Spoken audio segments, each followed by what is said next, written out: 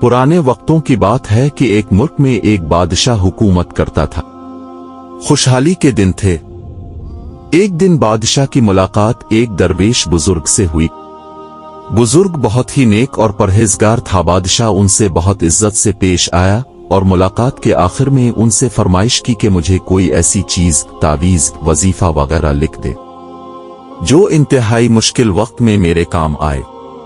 बुजुर्ग खामोश रहे, लेकिन बादशाह का असरार बढ़ा तो उन्होंने एक कागज के टुकड़े पर कुछ लिख कर दिया और कहा कि इस कागज को इस वक्त खोलना जब तुम समझो कि बस अब उसके आगे तुम कुछ नहीं कर सकते। यानी इस कागज को इंतहाई मुश्किल वक्त में खोलना कुदरत का करना। ऐसा हुआ कि कुछ ही अरसे बाद इस मुल्क पर हमला हो गया और दुश्मन की फौज ने बादशाह की फौज को उलट पलट कर रख दिया।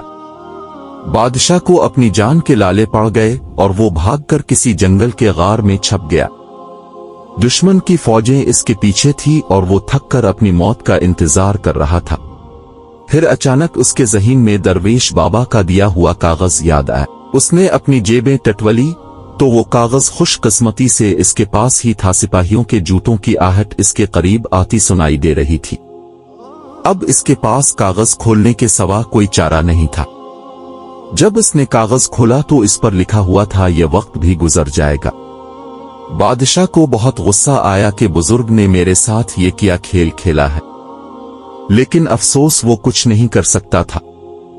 उसने तहरीर को कई बार पढ़ा लेकिन उसकी समझ में कुछ नहीं आ रहा था कि दरवेश ने ये क्या लिखा है और ये क्यों लिखा है। इसने अपनी तलवार पकड़ी और सिपाहियों का इंतजार करने लगा। सिपाही आए तो उसने मुकाबला किया और वो बच निकला।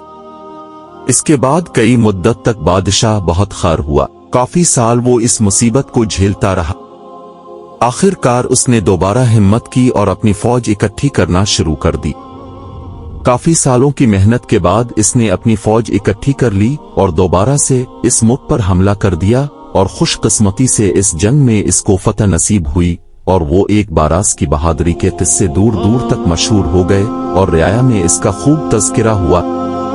इसके दरबार में और दरबार से बाहर भी लोग सिर्फ अपने बहादुर बादशाह को देखने के लिए आने लगे।